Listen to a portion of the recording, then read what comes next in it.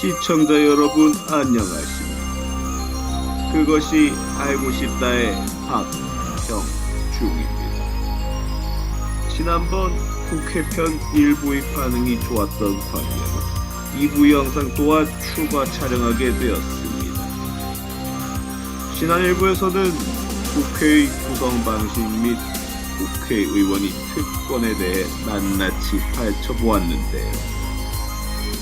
그런데 말입니다. 대한민국 국회, 이들은 대체 어떤 일들을 하고 있을까요? 정말 그들은 소리를 지르며 싸움만 일삼는 무리들일까요? 이에 제작진들은 사실 확인을 위해 직접 조사에 나서 보았습니다. 네, 여러분 안녕하세요. 네, 오늘 국회 파트 두 번째 시간을 이어서 해보도록 하겠습니다. 네, 국회 파트 2에 대해서 좀 이야기를 해볼 텐데요. 지난 시간에 국회 첫 번째 파트에서 그것이 알고 싶다에서 했던 이야기는 주로 국회의 구성 방식, 의사결정 구조 체제, 그리고 국회의원들이 가지고 있는 특권, 뭐 이런 것들이었습니다. 간단하게 복습은 유튜브 재생 목록에 가셔가지고 다시 한번 해보시면 될 것 같고요. 오늘은 어떤 부분에 대해서 할 것이냐면은 쉽게 말씀드려서 국회에서 하는 일이에요. 국회에서 하는 일이고 국회의 어떤 뭐라고 할까요? 권한이라고, 역할이라고 표현을 할게요. 네, 국회에서 어떤 역할들을 주로 수행을 하고 있는가에 대해서 이야기를 좀 드리도록 할게요. 크게 두 가지 정도로 이야기를 드릴 수 있을 것 같은데요. 그 중에 첫 번째가 법을 만들어내는 것과 관련된 활동들. 네, 그리고 두 번째 이야기는 어떤 이야기를 할 거냐면요. 좀 칸을 널널하게 둘게요. 국정을 통제? 하는 어떤 권한, 이렇게 이야기를 해보도록 하겠습니다. 크게 우리 교과서에서는 두 가지로 나누고 있으니까요. 그 부분에 대해서 이야기를 같이 나눠보도록 하겠습니다. 네, 첫 번째 입법과 관련된 부분에 대해서는요, 제가 약 세 가지 정도의 이야기를 여러분들에게 드리고자 합니다. 첫 번째는, 네, 여기다가 헌법, 제정과 재정 개정이 아니군요. 헌법은 이미 제정됐으니까 헌법의 개정과 관련된 권한이라고 이야기를 해야 되겠죠. 헌법은 이미 그죠? 대한민국이 세워지기 이후에 제정이 됐으니까 그 기존에 있는 것을 바꾸는 역할밖에는 하지 않겠죠. 그죠? 네, 헌법을 개정하는 데에도 그 국회가 역할을 발휘할 경우가 있습니다. 몇 년 전에 여러분들이 중학생 때였을까요? 그때쯤에 헌법 개정 논의가 막 나오고 했었거든요. 네, 그때 이야기가 나왔었고, 또 저희가 어디서 헌법 개정에 대한 이야기를 했었냐면요. 국민투표할 때, 국민투표 파트를 저랑 같이 공부했었을 때 헌법 개정에 대한 이야기를 했었답니다. 기억하고 계시죠? 네, 하고 계실 거라고 믿고 있고요. 헌법 개정에서 그러면은 국회가 어떤 역할을 주로 수행을 하고 있느냐? 국회의원이 헌법 개정을 발의하기도 합니다. 헌법 개정 해주세요 라고 발의를 한다라는 거죠. 이때 제적의원 과반수의 발의로 헌법 개정이 시작되곤 한답니다. 네. 제적의원이라는 것은요, 총 국회의원 수를 이야기를 합니다. 네. 국회 제적이라는 뜻은 원래 있는 국회의원의 총 명수를 제적의원이라고 이야기를 합니다. 네. 그렇게 알아두시면 될 것 같고요. 그리고 이제 국회 제적의원 과반수가 발의를 하고 뭐 이런저런 과정을 거쳐서 투표를 실시합니다. 죄송합니다. 투표라기보다는, 그죠? 의결이라는 표현을 써야 될 것 같은데, 네. 그때도 국회의 의결을 거쳐가지고 그 의결이 통과하게 되면은 헌법 개정이 이루어지겠다. 이렇게 알아두시면 될 것 같습니다. 네, 그렇게 어렵지 않은 내용이고요. 뭐 아주 구체적으로 여러분들에게 제가 뭐 알아두라 이런 얘기를 하지는 않겠습니다. 네. 물론 저 이전에도 뭐 대통령이 20일 이상의 기간 동안 뭐 공고를 해야 되고 뭐 이런 것들이 있는데 뭐 그런 것들까지 제가 뭐 다 알아두시라 말씀은 지금은 드리지 않겠습니다. 국회가 의결했을 때는 그러면 얼마 이상이 되어야 하냐고요? 네. 이 경우에는 제적의원 3분의 2 이상이 네, 헌법을 개정하는데 찬성합니다 라고 해야 다음 단계로 넘어갈 수가 있습니다. 이 다음에는 뭐 국민투표 단계인데 어쨌든 지금은 국회의 권한과 역할에 대해서만 이야기하고 있으니까 뭐 이 정도로 얘기를 드리도록 할게요. 두 번째입니다. 두 번째는요. 가장 많이 하는 부분이죠. 법률을 제정하고 개정하는 것을 가장 많이 하겠죠. 네. 지금 보시면은 좀 구체적으로 법률 제정, 개정의 프로세스가 이렇게 표현이 되어 있는데요. 네. 여러분들 그 정치화법 천재교과서 그 페이지로는 55페이지에 구체적으로 나와 있습니다. 네이버 블로그에서 이렇게 가져왔고요. 법률 제정과 개정을 하는 절차에 대해서 간단하게 좀 같이 살펴보도록 할게요. 일단 입법하는 거 그죠? 대한민국에는 입법부, 행정부, 사법부가 있는데 원칙적으로 법을 만드는 곳은 입법부입니다. 입법부이고요. 근데 대한민국에서는 독특하게 정부 또한 법률안을 제정, 개정해달라고 제출을 할 수가 있습니다. 네, 정부가 법률안을 제출할 수가 있어요. 이게 대한민국이 가지고 있는 좀 고유한 특성인데요. 이제 대통령제에서는 어쨌든 간에 권력 분립의 원리에 의해서 국회 입법부만이 이제 법률안을 제출하는 것으로 이렇게 한정적으로 되어 있거든요. 정부가 제출할 수 있는 권한이 원래의 대통령제에서는 없어요. 근데 대한민국 같은 경우에는 좀 예외적으로 독특하게 정부가 법률안을 개정해달라고 제출을 할 수가 있다라는 점, 그거 좀 독특하다 알아두시면 좋을 것 같고, 국회의원 몇 명 이상이 이 법률안에 대해서 개정해달라고 발의할 수 있냐면은 10명 이상, 10인 이상의 국회의원이 발의를 해야 합니다. 발의안 같은 걸 보면은 그래서 발의한 국회의원들이 서명이 10명 이상 이렇게 따다닥 들어가 있는 경우가 있어요. 네. 발의안 같은 경우는 그 네이버 특정 포털 사이트 이름 말해도 되나? 네, 어쨌든 포털 사이트 같은 데 가셔서 이렇게 보실 수도 있거든요. 네. 검색해가지고 요즘 국회의원들이 SNS를 많이 하시니까 저는 그런 걸 막 본 것 같아요. 모 국회의원이 다국적 그 어떤 다문화 가정에 대한 어떤 법률안을 이렇게 막 냈는데 거기 보면은 국회의원 이렇게 명수가 10명 이상 쫙 채워가지고 들어가 있고 그런 걸 확인하실 수가 있어요. 어쨌든 10명 이상이어야 한다 말씀을 드리고요. 그런 다음에 누구에게 가냐면은 지난 시간에 배웠던 국회의장에게 갑니다. 국회의장에게 가고요. 국회의장이 어떻게 하냐면은 상임위원회에 회부를 합니다. 상임위원회라는 것은요. 제가 말씀을 드렸지만 본회의, 전체 회의라고 생각해 주시면 된다 했죠. 본회의에 앞서서 이거는 어떻게 조금 입법이 되어야 되겠다라는 것에 대해서 자문하고 심사하는 곳이라고 보시면 되겠어요. 네. 그러니까 이 상임위원회는요.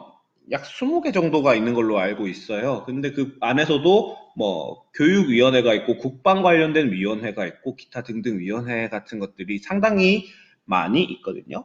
그런 위원회들이 그러니까 즉 입법되는 분야에 대해서 전문가들이 이렇게 좀 모여 있는 경우가 많겠죠. 자문할 수 있는 사람들.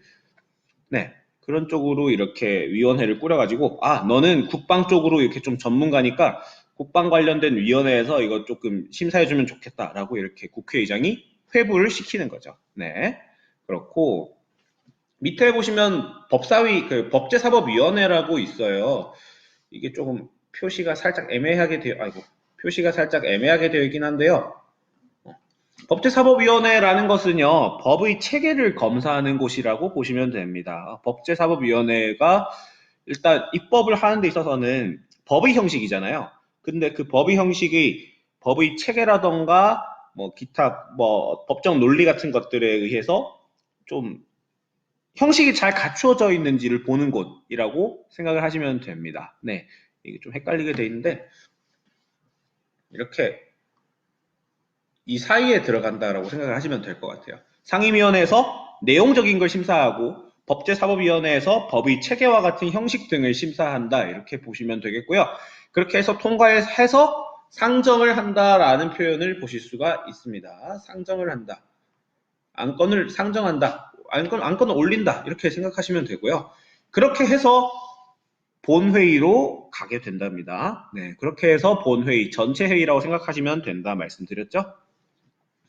근데 아주 특수한 경우에는 국회의장이 뭐 천재지변이라던가 기타 긴박한 사안 관련된 것들에 대해서는 직권으로 상정할 수 있게끔 한다 뭐 이런 얘기가 나와 있습니다. 좀 긴박한 상황에서 국회의장이 발휘할 수 있는 카드가 직접 상정입니다. 바로 직권 상정이라고 하는데 위원회를 거치지 않고 바로 국회의장이 직권으로 본회의로 바로 회부하는 그런 경우도 있다라는 점. 좀 자주 발동되는 것은 아닌데 국회가 뭐 마비됐다거나 기타 등등의 상황이 있었을 때 뭐 직권 상정에 대한 이야기들이 나오고 합니다. 네, 그렇게 해서 어쨌든 본회의로 갔어요. 본회의로 가서 의결을 하거든요. 지금 보시면 의결 혹은 재의결이라는 표현이 나와 있는데 재의결이라는 표현이 언제 쓰이는지는 제가 조금 이따가 말씀드릴 거고요. 이것을 이제 통과시키려고 의결을 합니다. 의결을 할 때 의결 정족수라는 것이 있어요. 그러니까 이 중에서 몇 명 이상이 어떻게 찬성을 해야지 넘어가냐 이 얘기인데요. 본회의에서 특정한 법률이 의결이 되려면 제적의원의 과반수가 출석을 해야 되고요. 그리고 출석한 의원의 과반수가 찬성을 해야 의결이 되고 어디로 이송? 대통령, 정부에게 이송이 된다. 이렇게 보아주셔야 됩니다. 네, 이렇게 이송되었을 때 대통령 혹은 정부는 이렇게 두 가지 형태를 할 수가 있어요. 15일 이내에 입법부에서 이렇게 만들었는데 이 법을 나는 이제 언제부터 시행을 하는 것으로 하겠다라고 공포를 할 수가 있습니다. 공포를 할 수가 있고요. 그러니까 첫 번째 대통령은 15일 이내에 공포를 할 수가 있다. 두 번째, 역시 15일 이내에 이거는 좀 우리가 법으로 하기가 좀 그래. 환부 거부권을 행사할 수도 있습니다. 역시 이것도 15일 이내에 해야 한다라고 말씀을 드릴 수 있습니다. 네. 이렇게 해서 환부 거부라는 표현을 해놨는데, 네. 어쨌든 쉽게 말씀드리면은, 이거는 그 법률로서 내가 하기가 좀 그래 라고 하는 거라고 보시면 되겠습니다. 네. 그렇게 해서 국회의장에게 다시 돌아오는 경우가 있는데, 이 경우에 국회의장이 다시 절차를 거쳐가지고 본회의로 회부를 해서 다시 의결합니다. 이때 나오는 이야기가 재의결이 되겠습니다. 즉 거부권 행사시죠. 네. 대통령이 정부가 거부권을 행사했을 때의 이야기가 되겠고요. 이때에는 재의결할 때에는 어떻게 정족수가 바뀌냐면요. 일단 출석한 의원은 똑같아요. 제적 2분의 1이 제적의원 2분의 1 이상이 출석을 해야 되고 그리고 출석한 의원 3분의 2 이상이 찬성하는 것으로 바뀝니다. 생각을 해보세요. 대통령에게 한번 어쨌든 거부권을 행사당한 것은 어쨌든 이 사람이 그 대통령이나 정부가 어떤 의도나 생각이 있어서겠죠. 그죠? 그런 것에 대해서 국회가 조금 더 신중하게 고민을 해달라라는 의도잖아요. 그러니까 제 의결 때에는 통과될 수 있는 요건이 더 엄격해질 수밖에 없죠. 그죠? 기존에는 출석 의원이 과반수가 찬성하는 건데 이렇게 재의결을 할 때에는 출석 의원이 3분의 2 이상이 찬성하는 것으로 바뀐답니다.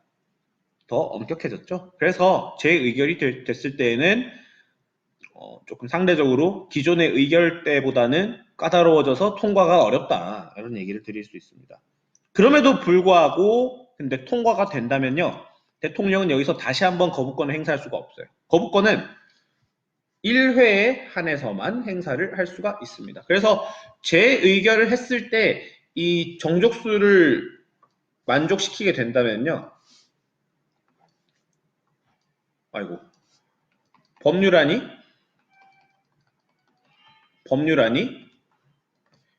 재개정이 확정이 된답니다. 확정이 되어서 대통령이 5일 이내에 확정된 지 5일 이내에 공포를 해야 하는 순간이 온답니다. 네. 이게 좀, 이 그래프, 뭐라 하죠? 뭐라 하지, 이걸? 어쨌든 이 그림에는 좀 헷갈리게 되어 있는데, 이거는, 처음으로 이제 의결되어서 넘어왔을 때 얘기고, 이 5일 이내라는 것은 재의결해서 통과했을 때의 이야기입니다. 5일 이내에 대통령은 공포를 해야 하는 것으로 나옵니다. 네. 만약에 대통령이 막 공포를 하지 않고 뻗대고 있다 이러면은 국회의장이 대신해서 이거는 법률안 재개정됐습니다라고 이렇게 공포를 대신할 수도 있습니다. 재밌죠? 여러분들이 누리고 있는 법률안들 그냥 단순하게 어떻게 만들어지겠거니 하고 주먹구구식으로 만들어지는 건 아닙니다. 이렇게 다양한 프로세스를 거쳐서 만들어진다라는 점 좀 재밌으셨으면 좋겠고요.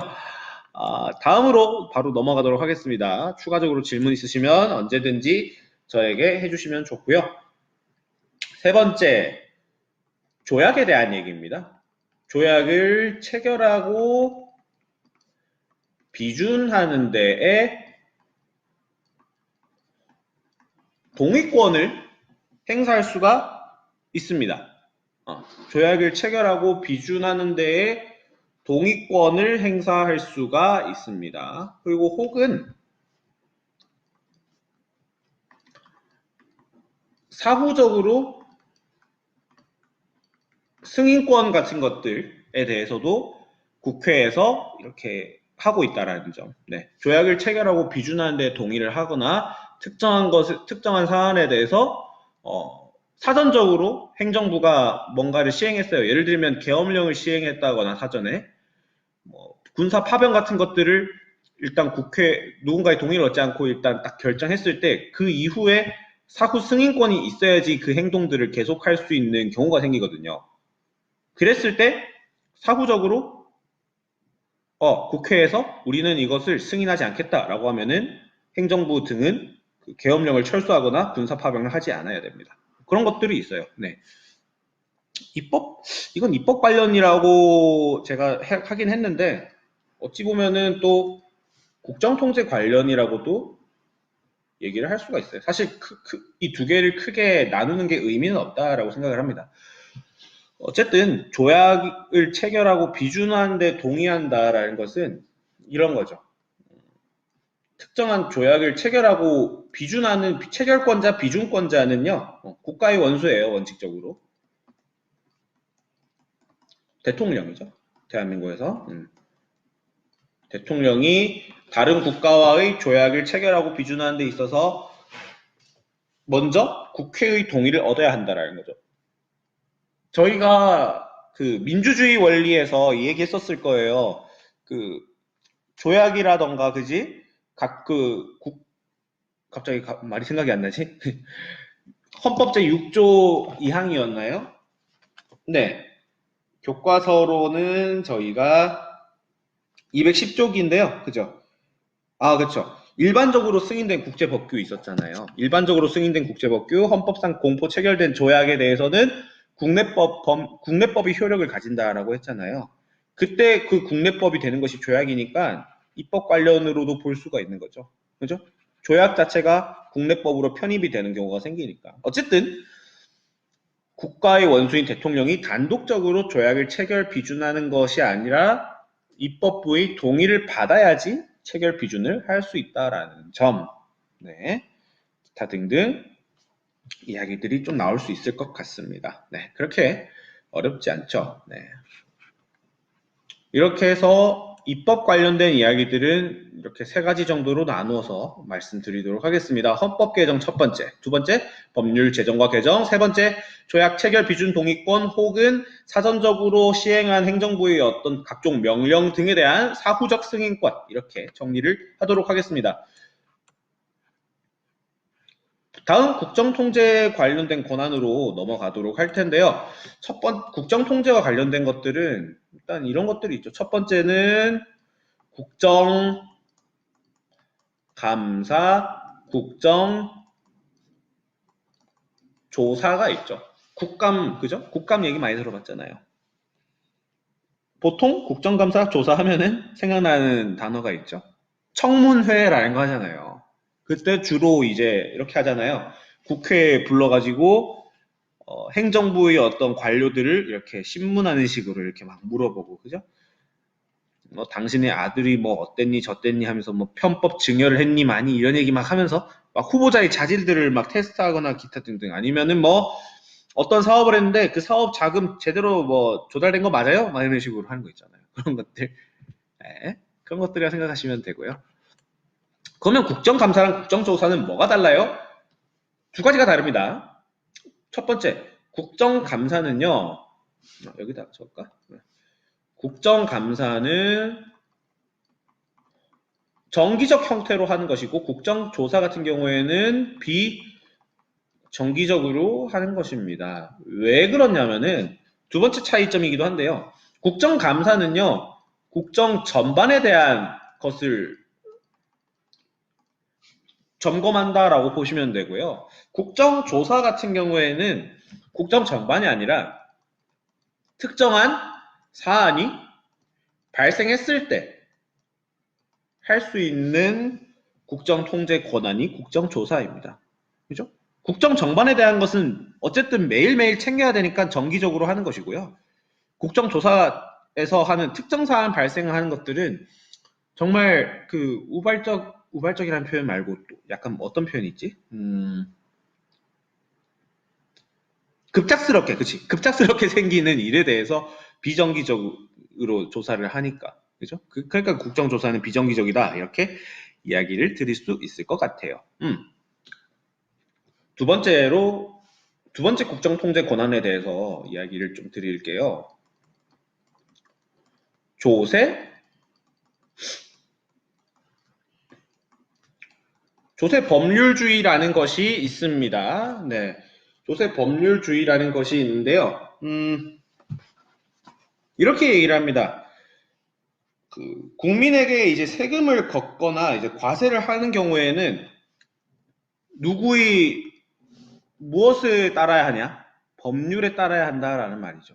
세금을 걷어가지고 그 걷은 세금을 시행하고 이렇게 집행하는 곳은 어쨌든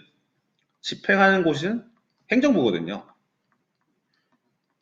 행정부에서 국민들에게 과세를 하고 그 과세한 걸 가지고 예산 집행을 하고 이런 거잖아요. 근데 그것이 법률에 따라야 한다라는 것은 법률은 누가 만든다고 근데? 입법부잖아요. 입법부에서 만든 법을 가지고 행정부의 조세 방식을 통제해야 한다. 이런 논리로 봤을 때는 충분히 입법부의 행정부에 대한 통제 수단으로 작용할 수가 있겠죠? 예, 좋습니다. 이렇게 제가 말씀을 드릴 수 있을 것 같고요. 세 번째는 이제 조세랑 좀 관련된 내용이기도 한데요. 아이고. 예산이라는 게 있고요. 결산이라는 게 있죠. 네. 예산에 대해서 이것도 이제 이번의 내용이랑 밀접하게 좀 관련이 있을 수도 있는데요. 정부가 올해는 이렇게 예산을 사용하겠습니다 라고 하고요. 결산은 이렇게 우리가 계획한 대로 사용했습니다 라고 보고를 하는 것이라고 보면 되겠고요. 그래서 결론적으로 예산과 결산은 일단은 정부에서 하는 것인데요. 그 예산을 일단 사용하기에 앞서서 심의를 하고 확정을 합니다. 누가? 입법부가 정부가 쓸 예산을 제대로 이렇게 짜여졌는가를 보고 이렇게 써 라고 확정을 합니다. 그리고 마지막으로 이제 이렇게 돈을 썼습니다 라고 해서 보는 그 결산을 하잖아요. 결산에 대해서는 정말 제대로 쓴 거 맞아? 라고 심사를 하기도 합니다. 역시 이것 또한 행정부를 통제하기 위한 수단으로 쓸 수가 있겠네요. 그죠? 이렇게 이야기를 드릴 수 있을 것 같고요. 네 번째 이야기 좀 드릴게요. 임명에 대한 동의권이 있습니다. 임명에 대한 동의권이 있어요. 지금 교과서 페이지 54를 보시면은 뭐 국무총리, 감사원장, 헌법재판소 재판관, 3인, 중앙선거관리위원, 3인, 대법원장, 대법관 등등등등 이렇게 막 나와 있는데요. 뭐 여기에서 뭐 임명에 대한 동의를 하지 않는 사람은 이렇게 막 묻고는 하지 않을 것 같은데 혹시 한 번쯤 봐두시면 좋을 것 같고, 누군가에 대한 임명을 동의한다라는 점. 그러니까 지금 보시면 총리나 그죠? 감사원, 대법원장, 감사원장 등등등등 같은 사람들을 보면은 행정부 사람도 있고요. 그죠? 사법부 사람도 있고 뭐 그렇습니다. 그죠? 행정부와 사법부의 어떤 공무원을 임명하는 것은 어쨌든 그 수장이겠죠. 그죠? 네. 근데 그 사람들을 임명하는 데 있어서 동의는 사전적으로 국회에게 받고 난 다음에 임명을 해야 한다. 이렇게 좀 가주시면 될 것 같아요. 뭐 헌법재판소 재판관, 뭐 감사원장 이 사람들이 어떻게 누구에 의해서 임명되는지는 제가 이후에 뭐 행정부 그리고 사법부, 헌법재판소 파트를 얘기하면서 구체적으로 다 말씀을 드릴 수 있도록 하겠습니다. 어쨌든 이런 것들을 봤을 때 임명에 대한 동의권이라고 볼 수 있고요. 그러니까 즉 이 파트는 한마디로 정리하자면 국가기관을 구성하는 권한이라고 보시면 될 것 같아요. 그렇죠? 네, 그렇게 보시면 될 것 같고요. 임명에 대한 이야기도 했으면 사실은 해임에 대한 건의도 할 수 있는 거죠. 해임에 대한 건의도 할 수가 있습니다. 누구에 대해서 해임 건의를 할 수 있냐면요. 총리, 국무총리죠. 국무총리 혹은 국무위원에 대한 해임을 건의할 수 있다. 이렇게 말씀을 드릴 수 있어요. 국무위원이 누군지에 대해서는 제가 다음 행정부 때 말씀을 드리겠지만 각 부서 장관으로 이렇게 구성되어 있다. 라는 점을 이야기 드릴 수 있을 것 같아요. 이 사람들에 대해서 대통령 정부 측에 얘네들 하는 게 영 좀 그렇다. 일도 안 하는 것 같아. 이렇게 해임을 건의를 합니다. 건의를 해서 근데 이건 좀 주의하셔야 돼요. 해임을 건의한다 해서 이 사람들이 반드시 그 해임이 되어야 하는 것은 아니에요. 법적인 구속력은 사실 없지만 어쨌든 그 압박을 할 수 있다라는 점. 그렇잖아요. 근데 생각해 보시면 대통령에게 국무총리, 국무위원을 해임해주세요 라고 했는데 대통령이 응 싫어 이렇게 하면은 그죠? 언론에도 날 테고 뭐 국회를 아주 우습게 하는 대통령 막 이런 식으로 나오잖아요. 그런 것들이 부담스러워서라도 사실은 그 해임한 거에 대해서 막 무시하거나 그러지는 않는 것 같아요. 거의 해임 건의를 하면 거의 대부분이 수용이 돼가지고 해임이 되고 있는 것 같습니다. 하지만 법적 강제력은 없다라는 점. 마지막 6번째까지 이야기를 하고 마칠게요. 탄핵을 소추하는 것입니다. 이것은 헌법재판소 파트에서 구체적으로 말씀드리겠지만요. 이 해임 건의랑은 완전히 달라요. 해임 건의는요.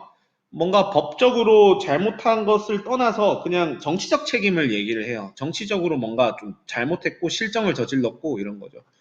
약간 일종의 정치적 책임에 가깝다라고 보시면 되는데 탄핵 소추 같은 경우에는 헌법이나 공직자가 헌법이나 법률을